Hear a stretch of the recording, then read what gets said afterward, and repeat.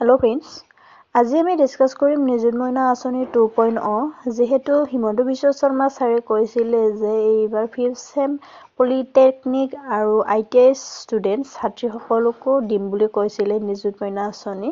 এতিয়া যোনসকল ছাত্ৰীয়ে HSত স্কুটি লাভ কৰিছিলে, এইবাৰ এইটো নিযুত মইনা আঁচনি লাভ কৰিব নে নাই চবৰে প্ৰশ্ন আছিলে।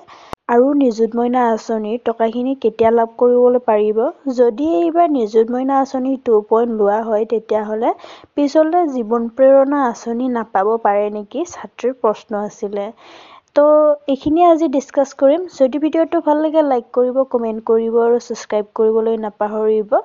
এইবাৰ যোনে যোনে নিযুত মইনা আঁচনিত এপ্লাই কৰিব, যেনে 5th চেম ITI ষ্টুডেণ্ট আৰু পলিটেকনিক ষ্টুডেণ্ট ছাত্ৰীসকলে লাভ কৰিব কৈছিলে চৰকাৰে।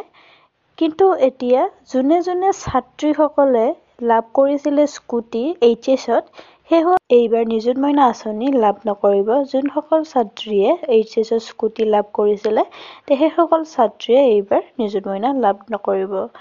আৰু এতিয়া প্ৰশ্ন এটা আছিলে যে কেতিয়াৰ পৰা লাভ কৰিব পাৰিব ছাত্ৰীসকলে এই 1250 টকাটো। এতিয়ালৈ হিমন্ত বিশ্ব শৰ্মা ছাৰ বা একো নটিচ এনেকুৱা ওলোৱা নাই যে কেতিয়াৰ পৰা দিব। এতিয়া অকল এপ্লাই আৰম্ভ হৈছে। এপ্লাই কৰাৰ পিছত বা নেক্সট মান্থৰ পৰা দিব পাৰে। এই শেষ হোৱাৰ পিছত নিযুত মইনা আঁচনি তোমালোকে নেক্সট মান্থ বা জানুৱাৰী মান্থৰ পৰা তোমালোকে লাভ কৰিবলৈ পাৰিবা।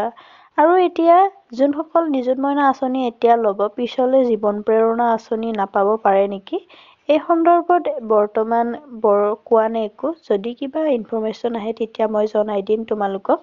আজিলৈ এইখিনিয়ে আছিলে। আৰু যদি কিবা ইনফৰমেশ্যন আহে আৰু কিবা আপডেট আহিলে তোমালোকক মই জনাবলৈ চেষ্টা কৰিম। ধন্যবাদ জনাইছোঁ।